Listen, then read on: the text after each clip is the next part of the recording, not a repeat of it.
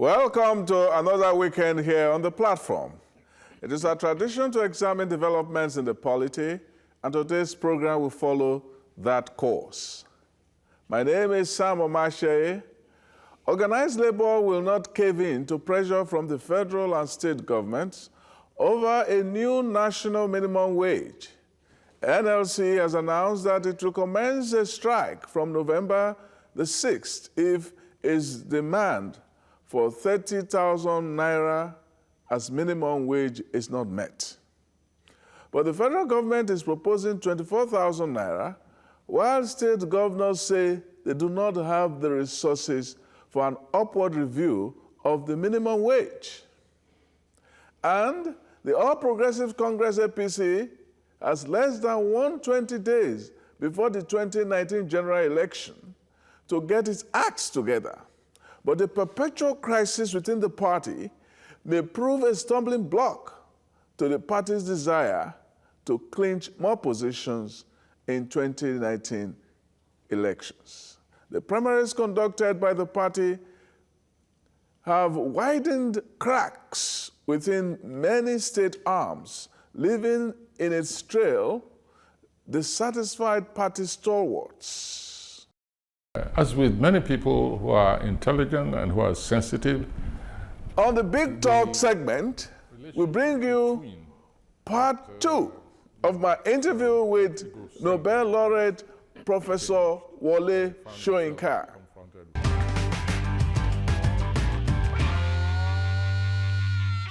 Now to the news segment. Public affairs analyst Achike Chude, always very analytical, joins me to discuss developments in the country. Welcome, Achike. Thank you very much. Well, Labour, FG, and state governors are at loggerheads over the minimum wage. Labour says 30,000 naira. Federal government says 24,000 naira. And state governors are saying 20,000 naira. Even 20,000 naira, they can't pay, many of them. Well, I think it's one big contradiction, and one big contradiction that political office holders in Nigeria earn about the highest, emolument in the world, and the Nigerian workers earn about the lowest in the world. Now, those two things are diametrically opposed, and therefore, as long as we see this great gross disparity, going on, it is difficult for anybody to make the argument that they do not have the ability to pay. I think it is more about willingness to pay, not ability to pay.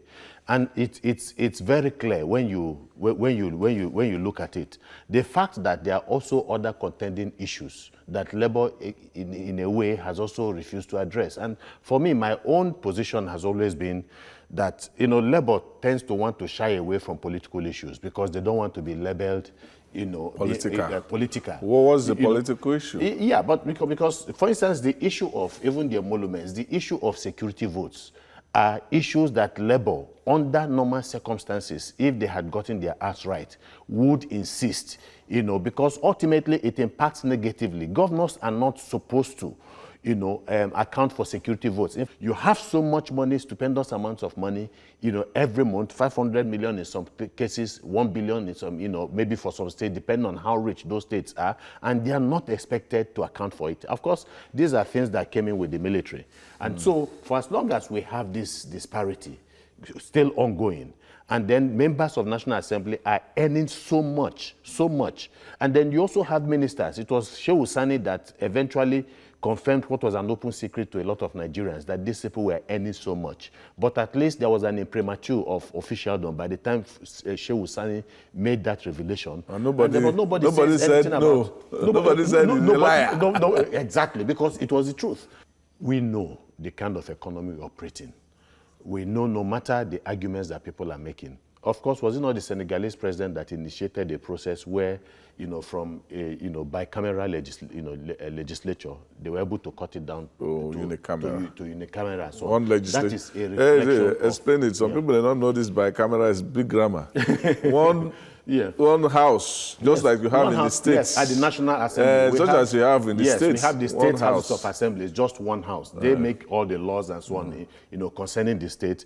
At the federal level, there are two houses. You have the upper chamber, which is called the Senate, and then the lower chamber, the House of Representatives. So what they did in Senegal, because of the, the kind of, effect it was having on the economy, the president decided, in concert, I want to believe with the political stakeholders that it is expedient to have only one house, and that showed some level of maturity and patriotism and responsibility, not just on the part of the president, but the political class. On this issue of minimum wage, I've always asked the question, even if we do the math about what these governors are taking for security votes, what the legislators are taking, and so on and so forth, do we have an economy that is productive enough to guarantee 30,000 naira minimum wage? Do we have that economy? That question has not been answered. The second question is, do we solve the problem of financial inequality or economic inequality by wage increases?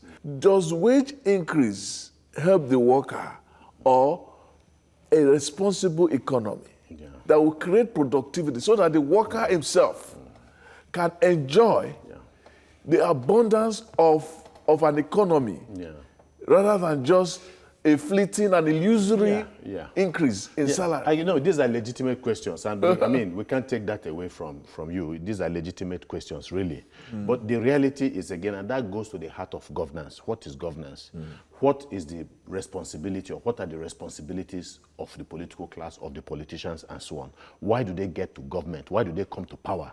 You understand? The essence of politics, is to create the atmosphere for productivity. They have not created the atmosphere. So they need to, create that kind of economy. That is their duty. That is their responsibility.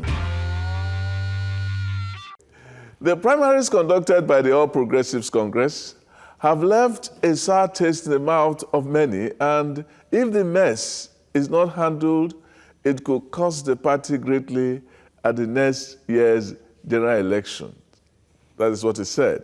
In Imo, Rivers, Zamfara, Ondo, Ogun State, we have these problems. What is going on? A newly born baby is very, very vulnerable to all kinds of threat and all of that. The air can make it sick. Exactly. The noise A 3-year-old baby, a 3.5-year-old baby is stronger than a newly born baby. Now, when the APC was formed, the PDP, of course, not being happy with the formation of the APC, predicted doom almost as soon as the APC was formed, that it was going to implode almost as soon. But the APC defied all expectations, went into an election strong, united, and all of that, and became... It did not implode, it detonated. Did not implode. APC detonated and consumed PDP.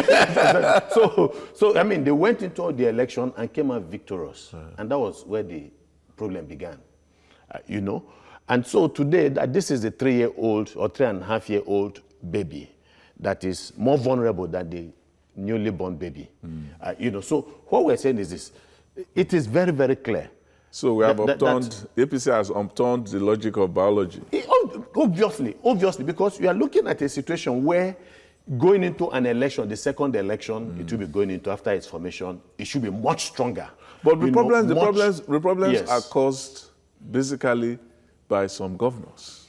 By some governors who are members of the APC. APC, yes. Who are members of the APC. So this is the issue. So maybe this is a lesson on how not to manage a victory. Because... when you have a victory, now you have food. You say, now that we've got love, what are we going to do with it? Exactly. Now that we've got victory, what are we going to do with it? Too many things have happened. And the reality is that they were beaten at games that they They thought were supposed knew to how be masters. play. Yes, that they thought they knew how to play. In Zamfara, there you is have it. nothing. You have it. You have it with Korocha. Yeah, so look, there will be no tears for these people, really. No tears. I mean, they can't talk about values. They cannot talk about morality. They cannot talk about, because these things, these positive values mean nothing to these them. people. So It's a they have been Machiavellian beaten game. at the game that they have It's a always Machiavellian played. game. It is Machiavellian. The end justifies the means. Thank you very much, Chuke Chide. It's Thank you always for a being on pleasure. the show. Always a pleasure. Thank you. Well, as a prelude to the second part of the interview with Professor Wole Soyinka, I just want to read a passage on him from this very seminal book titled Theater, Theory, Theater, the Major Critical Texts from Aristotle and Zimi to Soyinka and Havel, edited by Daniel Gerould. It reads, Wole Soyinka, born 1934, tall, trim, casually dapper in his distinctive collarless shirts, holds his head tilted slightly back with a look of mischievous defiance. His mask-like apple-cheeked face is rendered impressive by a great halo-shaped crown of white hair, grizzled mustache, and protruding goatee. A full-throated baritone, he speaks rhythmically and mellifluously. His vowels long and mellow. When he reads poetry, delivers political addresses, or mimics adversaries, his deeply resonant voice becomes an expressive weapon. Witty and mocking, he is sometimes angry, always uncompromising.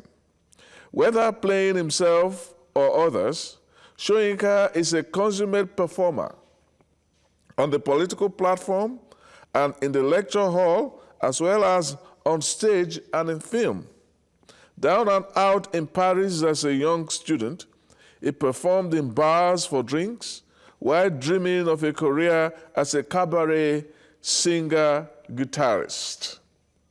With his guerrilla theater in his native Nigeria, he performed in the streets, shanty towns, and marketplaces. Gun in hand, he made a raid on a government radio station, and instead of the premier's speech scheduled for a broadcast, put on a subversive tape in the name of the people telling the renegades to clear out.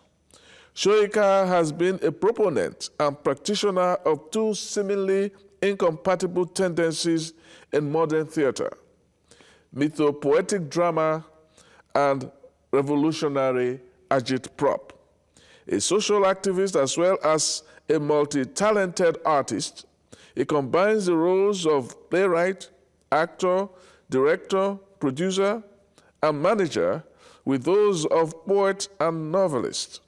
An advocate of joining the old and the new, Soyinka has brought the techniques of traditional folk theater to late 20th century mass media, radio, television, and cinema, issuing an album of satirical songs and producing a film, Blues for a Prodigal, banned in Nigeria for its attacks on corruption in high places.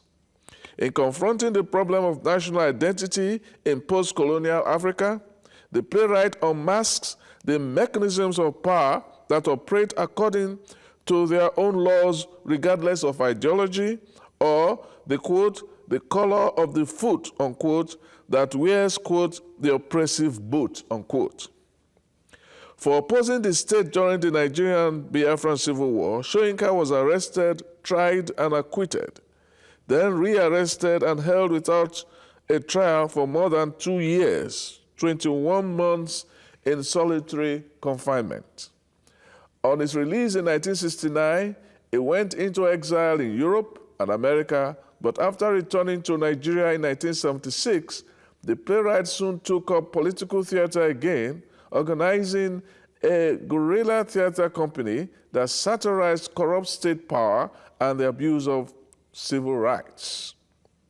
Attacked as inauthentic and Euro-assimilationist by purist African ideologues seeking to decolonize African literature by purging it of all Euro-modernist elements, Soyinka has responded aggressively, ridiculing myths of cultural superiority and labeling his opponents neo-Tanzanists and leftocrats, refusing to have his role as an African writer narrowly defined by others. He has chosen to remain complex, modern, and cosmopolitan.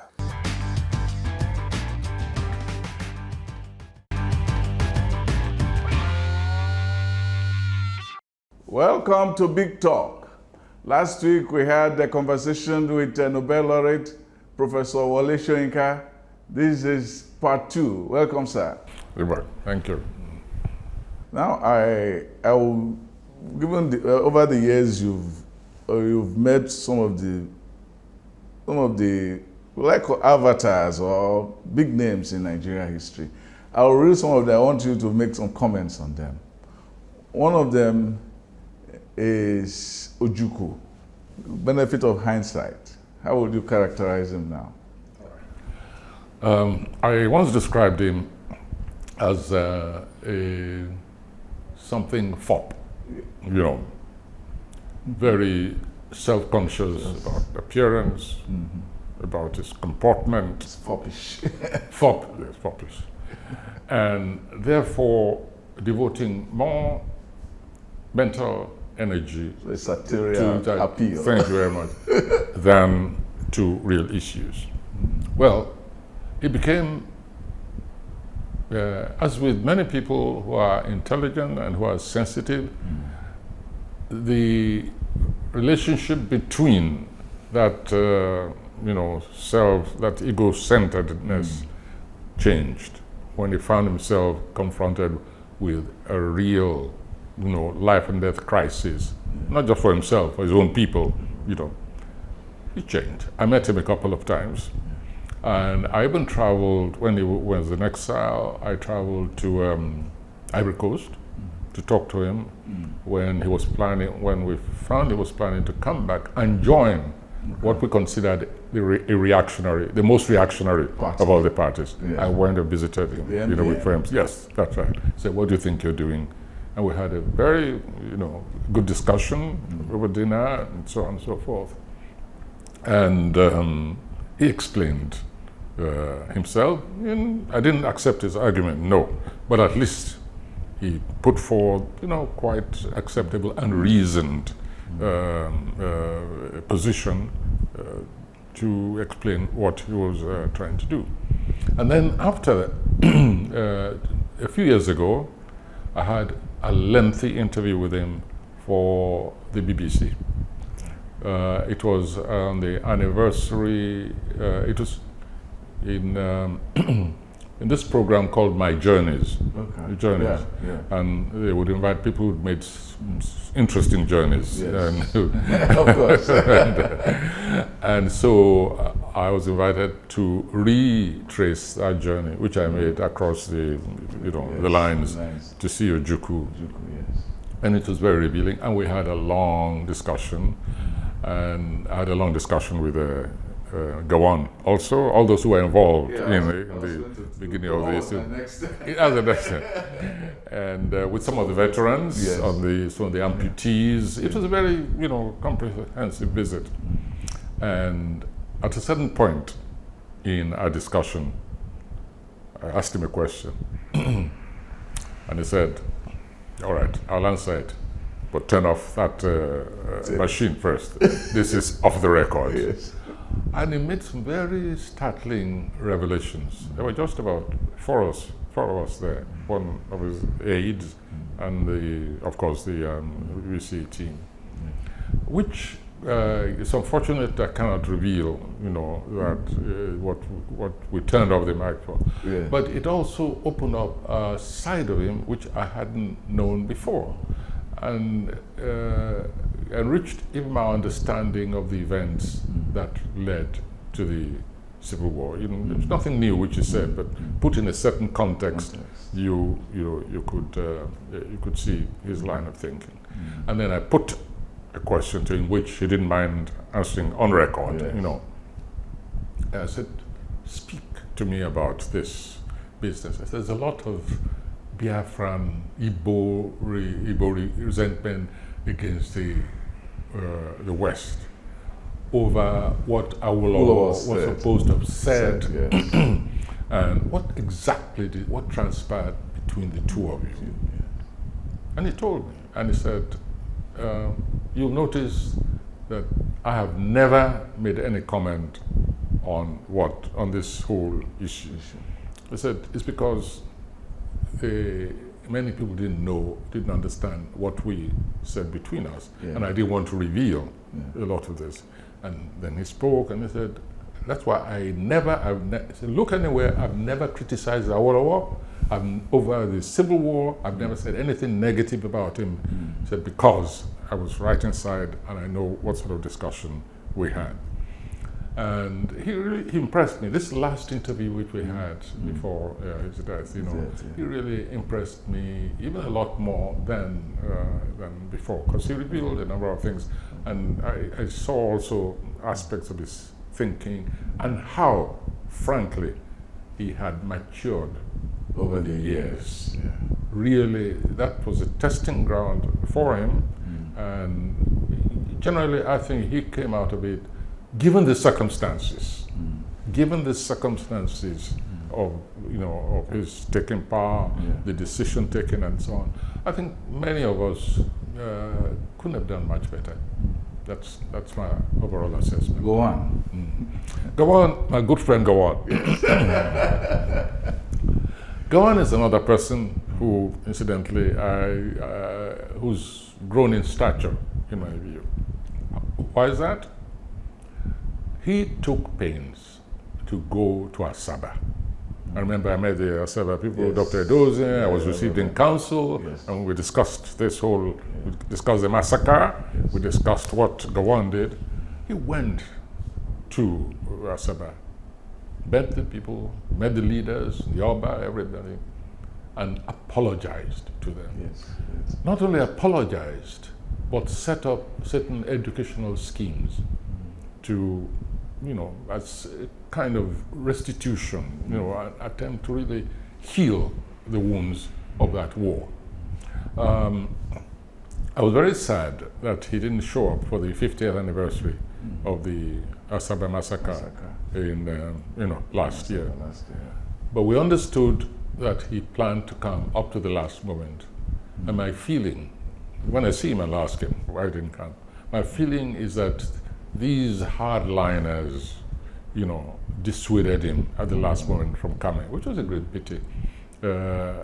And he, of course, long before that, he'd apologized to me. And not the one he did here. No, he actually asked Ambassador Adefuye to arrange for a meeting. And when we eventually met, he told me how information was given to him and how he acted on that information. He added mischievously, he's quite a rascal, He said, in any case, what do you expect me to believe? I said, this was the young man who was supposed to have held up a radio station, We both laughed. So I said, let me tell you the truth. If the position had been reversed, I would have put your ass in jail long before you put me in jail. So, as many of these things that people don't know a lot of the inside story, how they wouldn't blab and shoot their mouths in so many directions. They just are ignorant. So we haven't been short of really worthy leaders. In many instances, they haven't risen to challenges.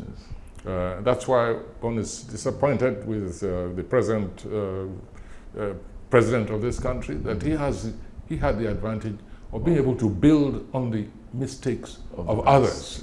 And he hasn't shown me that he has really learned and that he can act proactively to head off certain negative events here. Apart from corruption, of course, I'll give him marks for that, whatever people say. But in other critical areas, Buhari has been, he hasn't learned from his predecessors. Chinua Achebe.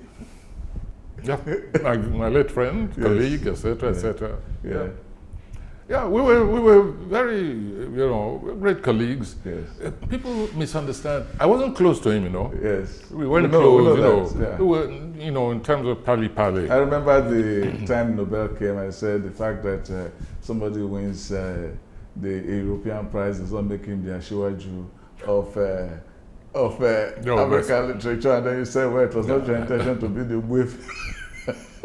I said, and the sufferhead, not no, many people like conflict, and Nigerians in particular, they like heads being knocked together. Well, it's normal with great writers over the years. Over the years, but in our own case, it's particularly nasty. The ones we're talking about now, in fact, the nastiest are the ones who are not even writers. Yes. The ones who just like a fight between quote-unquote elephants, so they can sit down and say, yeah, you too, damn one.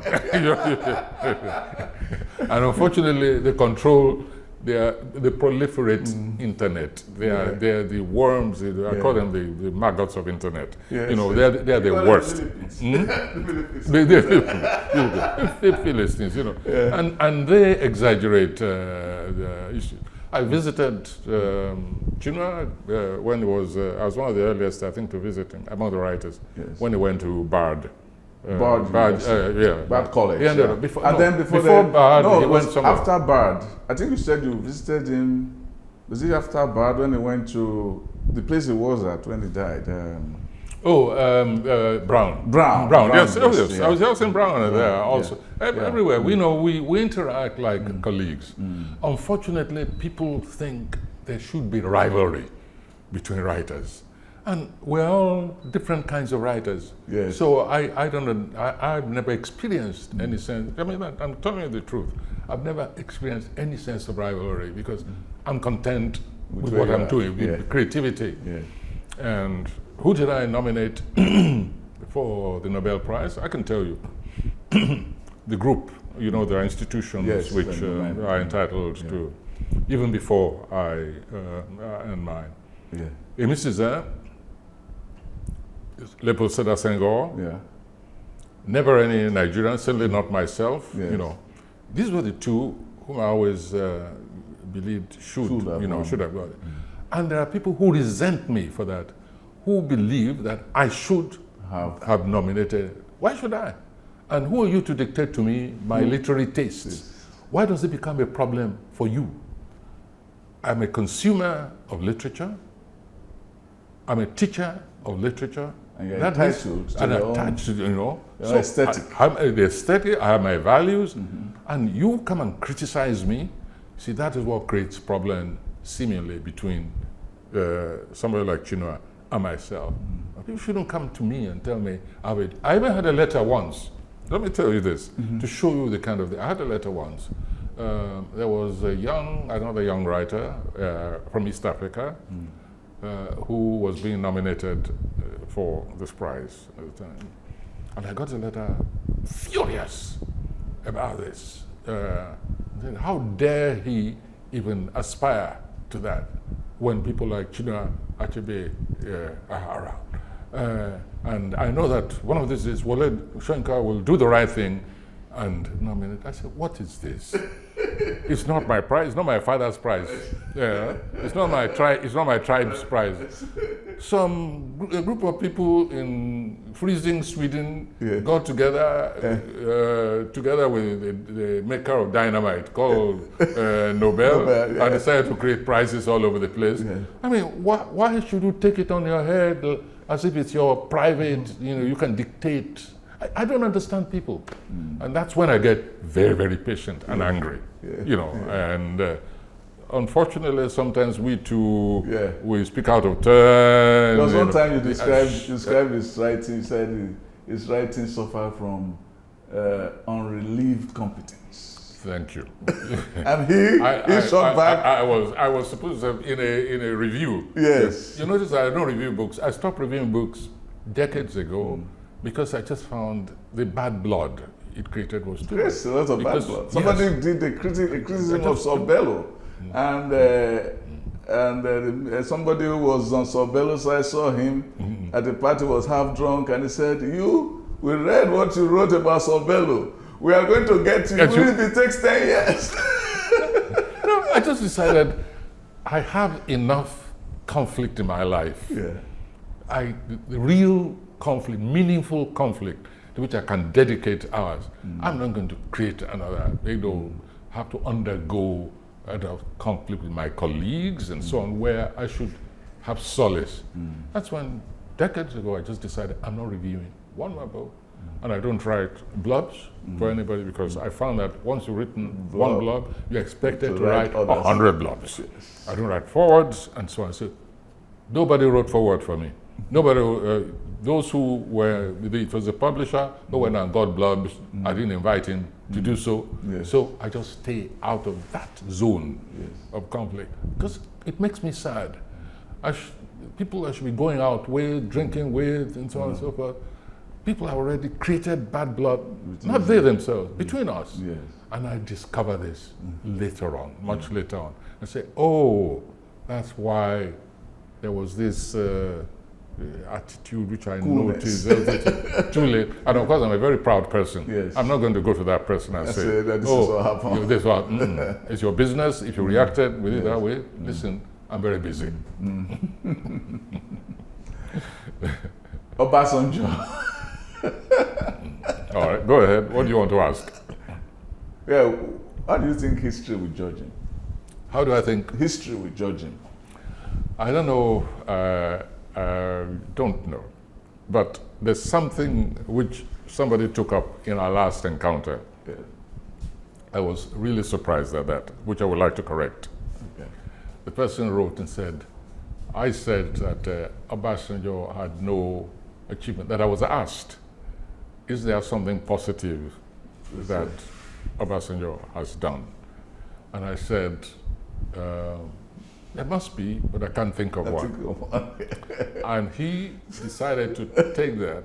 But the man should understand the nature of polemics. Yes. This is a very standard kind of joke. Yes. You know, are people here? It happened to me too on an interview with Charles about Jonathan.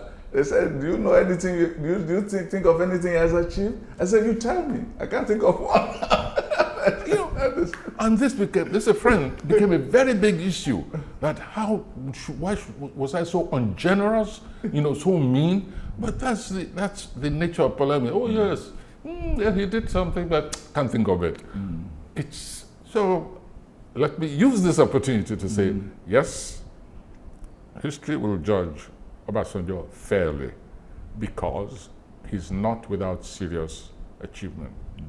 For instance, I can tell you that when he invited me to the 10th anniversary of his, what I call the presidential laundromat, and actually got ready to go, because I liked what he had done with the place. And I told him this before, I'm not just saying this, I even wrote to him about it before. So I thought I would celebrate with him. At the last moment, I couldn't. I just found I couldn't go, because the genesis of that place weighed on me. So I wrote him a very nice letter and explained. I said, yes, I know that when we met at the Owner's place, I said I would come, I would honor your invitation. I said, but I'm sorry. What keeps crowding in my mind was how that place was built. I said, but one of these days, I'll be able to join you to celebrate your genuine achievement. I wrote him that letter. So it's always in nature of balance. But mind you, that didn't mollify him. Of course. During the celebration, he still abused me. But I said, that's okay. He's entitled to it. That's his work with it. But I think history will judge him fairly. The important thing is for him not to try and come back in any form, of control of this country.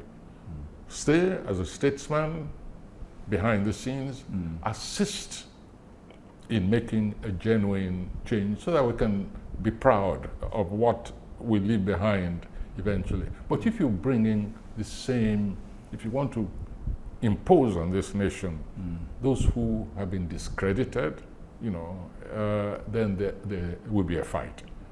I think it's time for really new blood in the corridors of power, in the very seat, the very pinnacle of power. And whatever I can do to bring that about, I certainly will.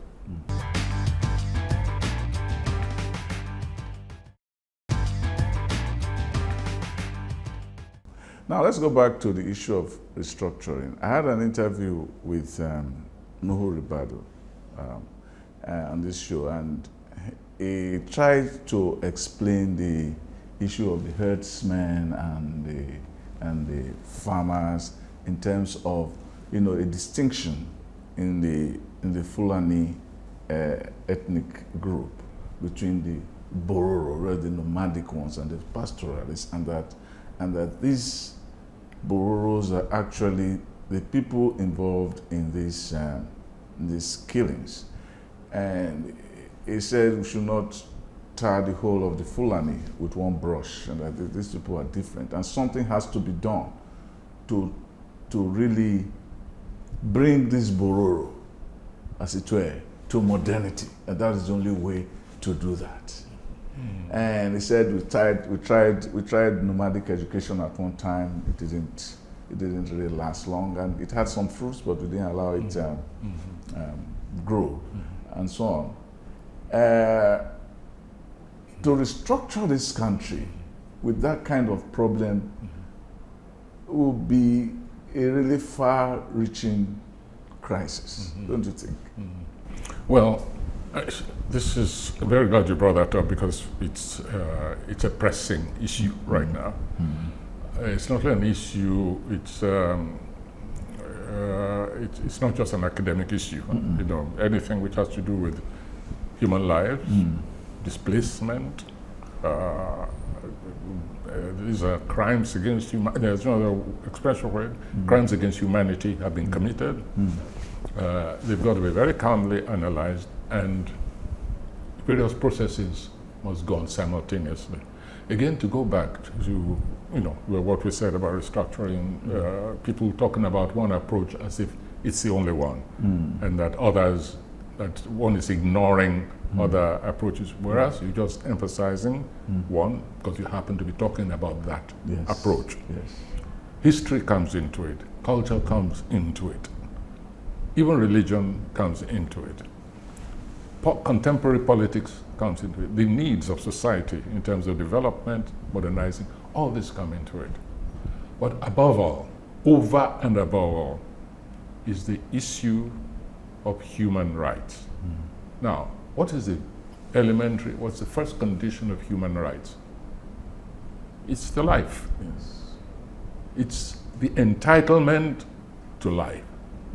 The unacceptable condition of rationalizing the taking of life. And so priority for me is security in this issue, is crime and punishment. If you get up because you have a grievance and because you have an AK-47 available, and you go to a village and you mow down the village, you burn the hut, I don't care whether you're head of state, because this has happened also under heads of state. Yes. I don't care whether it's the head of state doing it, or the Bororo doing it, or the Ishara, my own Ishara people doing it. I will demand justice and restitution over and above everything else. They do it the first time, second time, they get away with it, they're encouraged to do it. It's impunity. Oh, this is how it is.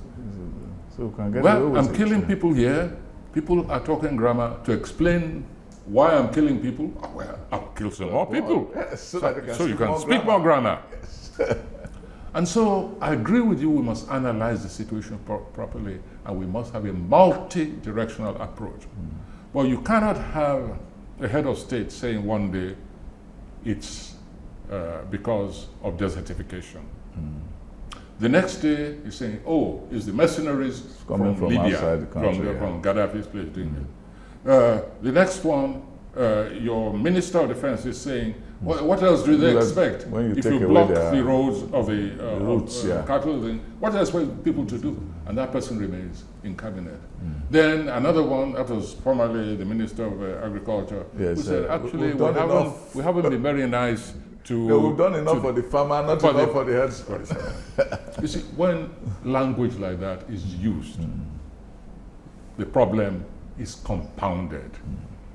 It invalidates even the rational processes, that is the analytical processes, and therefore the remedial processes which would take care of culture, of history, and of course the sheer economic survival. So don't allow, and this is what has been done by this government, they've allowed rationalization to overcome the human rights of the victims in this situation, and for me that is totally unforgivable. Yes, I agree with the news analysis, and I know that's correct. Many people, they say Fulani. If you notice, before I even started using the word Fulani in this connection, it was only when the Mieti Allah themselves admitted that it was the Fulani. Okay, the people themselves now have said it's Fulani. That's when I began using the expression Fulani. I just said the murdering herdsmen, wherever they come from, must be dealt with. And so when I also read commissions are being set up, and yet another commission, how to create harmony between, I feel offended. I find it very offensive. There is an assaulted party, there is an assaulting party. Yes. When you come and tell me, oh, you create harmony, first of all, the victims want justice. If the commission members of the commission, if they were the ones, they would first demand justice. Justice is not necessarily retribution. We're not talking, no, we're talking about justice in a very large sense. Remember I made, I challenged Buhari once. I said, let's see what happens if when another atrocity takes place, you visit there and you give a general order to all those who are occupying places where, in those areas, displaced places which are where you've driven away herdsmen and so on. The nation will then see that you're serious, that you're actually being even-handed because you're taking steps towards the direction, towards the resolution. Then after that, you can begin to set up a commission. But you say, first of all, that anybody found illegally occupying lands which have been forcibly taken from any group of people should be dealt with militarily. Then I will even agree to be part of the commission for resolving this quarrel between two groups. Right now, I don't see a quarrel. What I see is a campaign of extermination. And I expect a chief security officer to have acted long ago, from the very beginning. Not to read in the papers that you order your Inspector General of Police who does not obey to relocate, and then he doesn't obey. Until today, I'm not aware that he has obeyed. No. So it means that you're telling people to undertake do it yourself in the gospel of Danjuma, for me, then makes sense in circumstances like that. And of course, you know what the result of that is: total chaos. Last night, I was thinking of this question. Who came first? Is it Wole Soyinka the performer or Wole Soyinka the playwright? Oh, I think, let me see now, let's go back to childhood. Because as a child also, I used to get my siblings together. I'd always been theatrically minded, siblings and friends together, and we'd act some of these stories we were told when I was very small. Okay. So I think I'd always been, let's just say, a theater person. Yeah, I like directing, I like writing. I'm not too fond of acting, but I've been compelled to act a couple of times, as you know. I read a book, I read There was one book I have in my library. I just forgot. I wanted to look at it yesterday, but I just didn't remember. A collection of essays on major playwrights. So there was one chapter devoted to you. I don't know if you've seen the book, in which the person describes you, your hair and everything, and also went back to a time when you were in Europe. I don't know what country it was. So sometimes you acted in order to get drinks. Was that true? In order to get drinks? Yeah, sometimes you acted, and then when you acted, you got drinks or something like that. You know, there are all kinds of myths around me, you know. When I read some of them, you know, I'm not aware that I ever... Maybe he was talking about the time I was down and out in Paris. He was in Paris, He was in Paris, Paris, yes. No. I used to sing and okay. play the guitar. Okay. And in some nightclubs, not the big nightclubs, you know, those small, okay. you know, I play and sing, and I'll be giving drinks. Drinks, okay. And that's all I That's all you get, yeah. Yes, I remember now. Yeah. And when I said, instead of that drink, why don't they give me a sandwich? Yeah. But I was too proud to Yes, ask for a for sandwich. I was sandwich. hungry. Okay. So I had to take the drink, you know. And he was probably referring to that. Yes. Because you would be in a nightclub and you sing, and they buy you drinks. It never occurred to them that you might be hungry.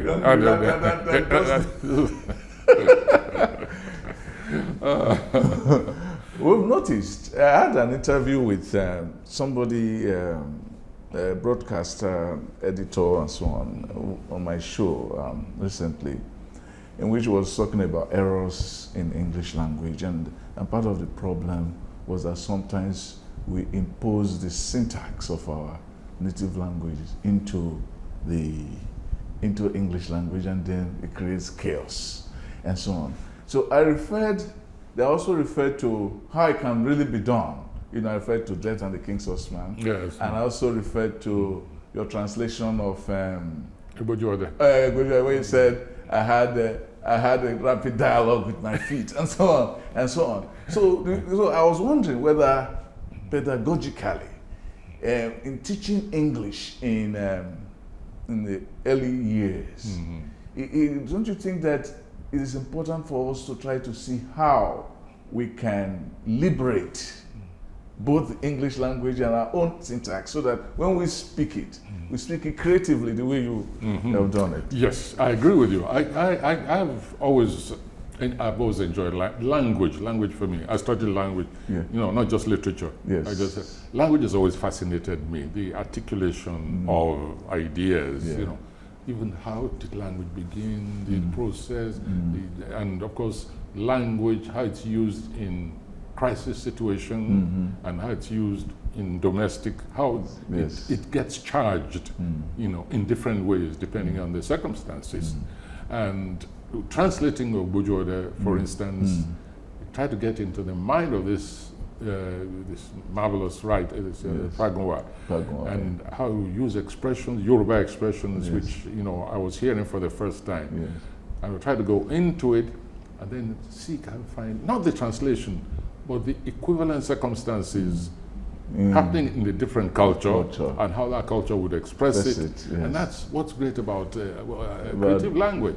But first, people must understand that before they can be creative with language, they must understand it, and they must respect it.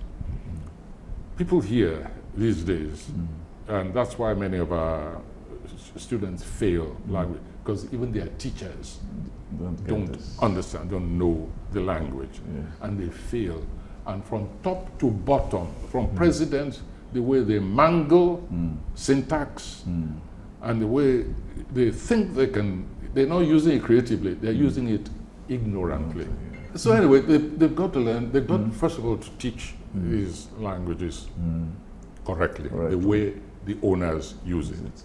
Once you've done that, then you feel free to take it in any direction, because then you'll be using it so intelligently that others will understand what you say. But if you use a language if you say something which means the opposite, that's not using language. And It's that's what's going on in this distorting it. country. Yes. It's unbelievable. It's like if somebody uses my language in a stupid way, I will bombard that man's head. That brings me to this issue of consciousness.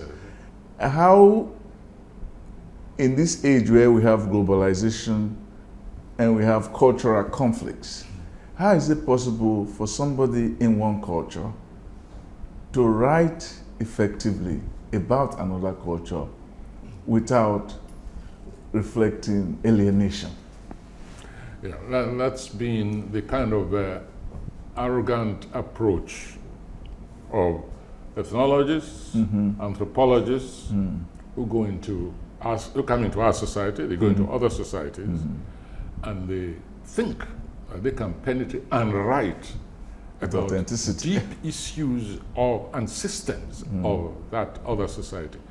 They got away with it for a long time, but of course, as we've bred our own anthropologists, ethnologists, and philosophers, we've been able to show them that they operated from a level of ignorance that they wouldn't tolerate, about their own cultures. Yes. And the difference has been most impressive. There's a philosopher who died recently, Mackinder. Okay, Mackinder, yes, Professor Mackinder, yes. A colleague of mine. Yes. And I remember the fight we had together, not against each other, we on one side, Yeah, the expatriates on the on other the side. other. He was in the discipline of philosophy. Yeah. From literature, we Yeah. also, have our own philosophical training and so on. And so we were able to let those expatriates know that they were trying to write about African philosophy from within their own background, their philosophical background, and without having truly penetrated, without even understanding the language. You cannot write about Yoruba philosophy if you do not know the language. And that means you cannot say, which some of them were saying, that there's no Efik philosophy, there's no Yoruba philosophy. They said so. When They said you there's no do African not even know philosophy, the yeah. language, because the philosophy very often is in the language. It sits inside the language. Yes. That's why you can't write about it unless you know the language. Exactly. And yet they're producing tomes, chairs all over the country. They become the experts and so on. And we had that battle in Ile-Ife. And I remember it was this what academia is all about. I thought you had a duel with one of them in philosophy. Is it I've forgotten the name of the American. There was one American. I know the one Yes, you're talking about, but I'm not going to mention his name.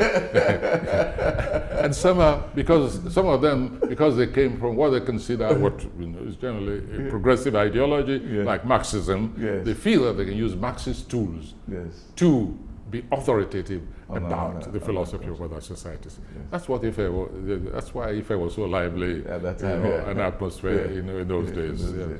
Yes. The other question I want to ask, so we'll close with that, is the fact that the Nobel Prize has been rewarding novelists a lot, not playwrights, even sometimes poets.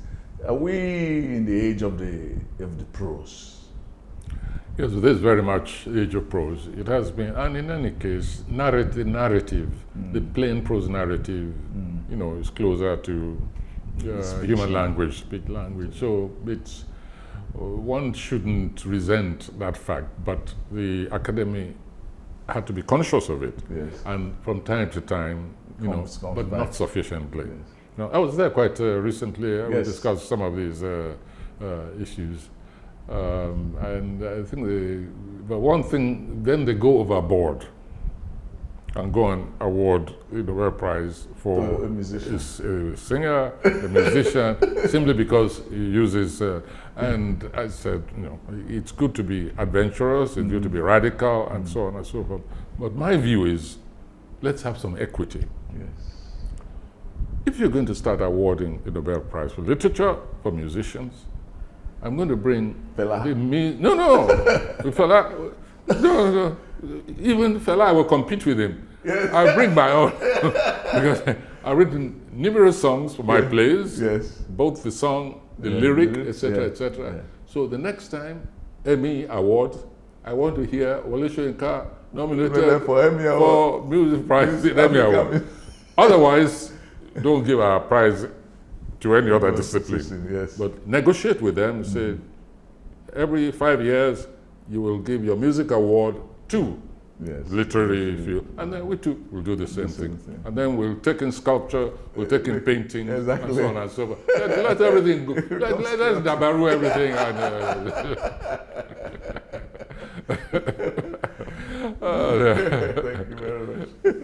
Well, we have had Professor Wole Soyinka and this very interesting, I say, animated discussion. And it's been my pleasure to have you on this show. Thank you very much, sir. Thank you very much. Thanks.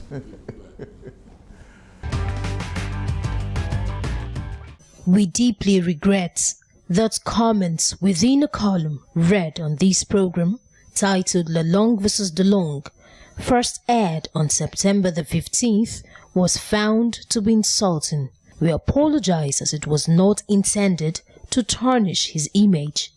Once again, we are sorry. Thank you for watching the program today. You can catch up with my published columns and articles on my website, www.samomashaye.com. Also follow me on Twitter. My handle is @SamOmashaye. Enjoy the rest of your day, and until next time, be good.